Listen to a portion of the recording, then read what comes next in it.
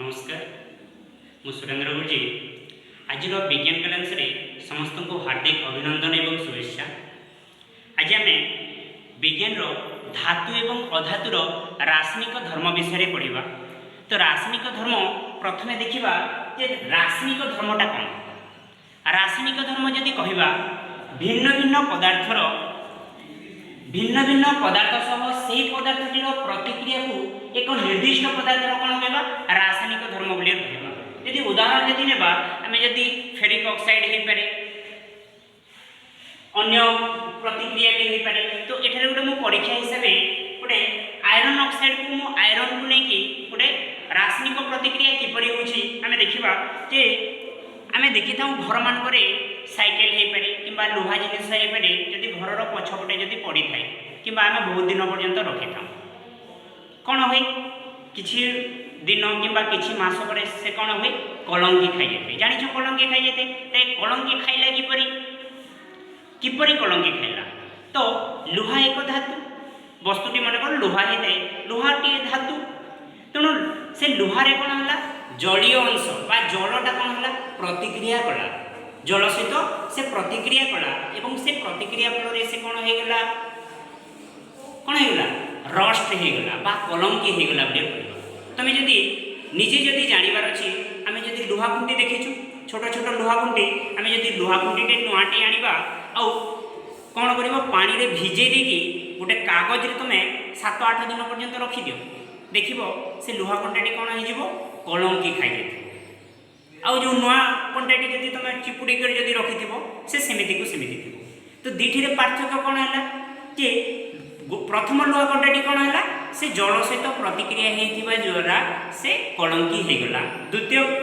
लुहा कंटाटी कौन है से जल सहित प्रतिक्रिया कर नथिला तेणु से सेपरी कौन चकचक देखा जाउथिला जेपरी नुआ देखा जाउथिला सेपरी एका ला जाइथिला। देखिबा हमरो मो एठारे किछि रस्ट नेछि रस्ट बोली आम जो कहूँ लुहा गुंड जो कहूँ लुहा ठारू जो रस्ट बाहर करे बा कलंकी होइथिबा लुहा गुंडटो नेछि। देखिबा एठारे मु गोटे छोट फ्लास्क नेछि गोटे ग्लास एथिरे मु कोन करबी ए हमर जो कलंकी लागिथिबा रस्ट को मु जल सहित किपरि प्रतिक्रिया होछि ता ऊपर आमे देखिबा। मु एठारे किछि जल नेली एवं जल सहित कौन है मु रस्ट गुंड को पकेली मु पकाउछि मु 2टी फ्लास्क नहीं एथिरे मध्य किछि जल नउछि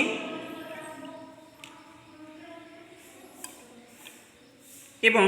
किछि रस्ट गुंड मध्य नउछि किछि रस्ट गुंड नउछि।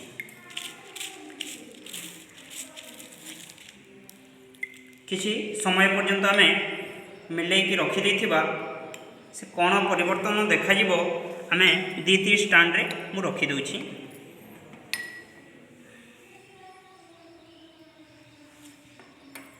आम टिके अधिक पानी नहीं थिबा सहजरे हमको हे परिबो।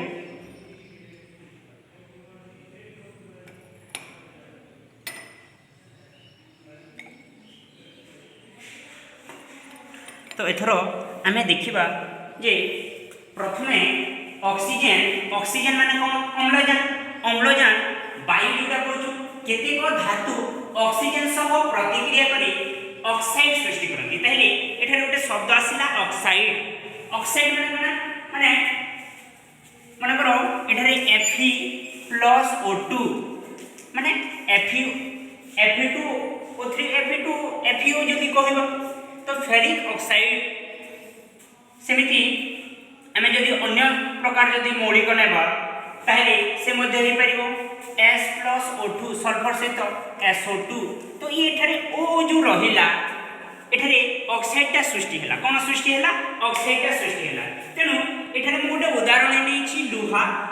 एवं वायुर ऑक्सीजन और जल मध्य रासायनिक प्रतिक्रिया संघटित हुई आयरन ऑक्साइड सृष्टि जो ये आयरन ऑक्साइड को आम कहबा रस्ट बोली कहबा ये आयरन ऑक्साइड को कौन कहबा रस्ट। तेणु एठारे लुहा नहीं आम 7म श्रेणी रे मौलिक यौगिक पढ़ीछू तो लुहार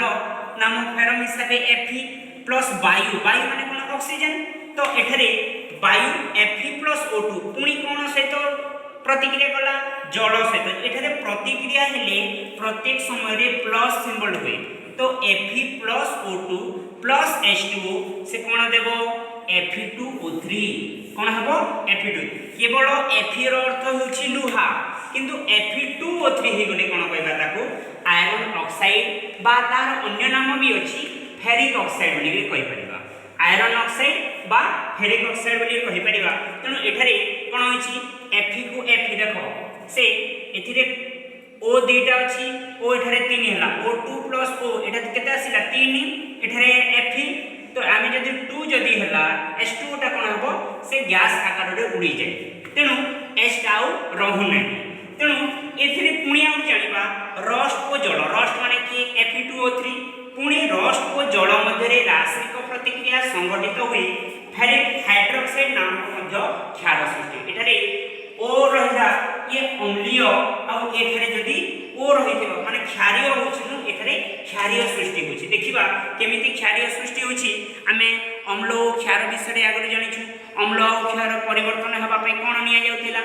लिटमस पेपर व्यवहार तो करथिनु जेंडे कि सप्तम श्रेणी रे आमे आगरो भी जानिथिनु गुरुजी कहिथिबे अम्ल ओ क्षार तमर पाठ दिला तेणु एठारे जदि आमे जो दुईटी नेइछु मु एठारे दुईटा कागज गोटे नील लिटमस कागज गोटे नाली लिटमस कागज गोटे नौछि देखिबा जे कोन परिवर्तन देखा जाउछि कि आमे देखिछु नील लिटमस कागज और नाली लिटमस कागज मु कोन कहछि जो रस्ट हेथिबा तिरे मु बुडे की देखुछि कोन परिवर्तन देखा जिवो कि नाही आमे जानि परिबा किछि ना तो किछि परिवर्तन मु प्रथमे तिरे गोटे लाल लिटमस पेपर बुडे की रखिली आ गोटे तिरे मु नील लिटमस पेपर को बुड़े की रखुची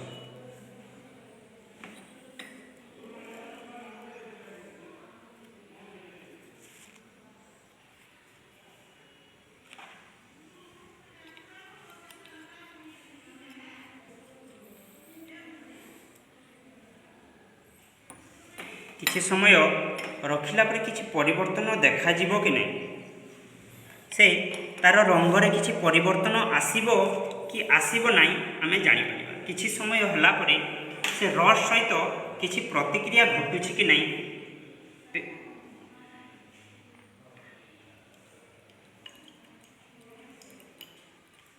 देखिथिबो कलर रे किछि ना किछि गोटे परिवर्तन देखा जाउछि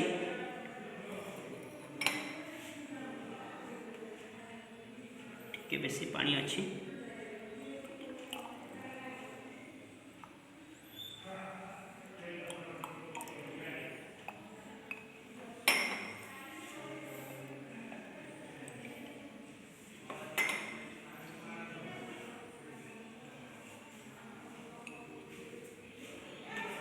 रस सहित से प्रतिक्रिया पर कौन हम से परिवर्तन देखा एठारे क्यों प्रकार परिवर्तन देखा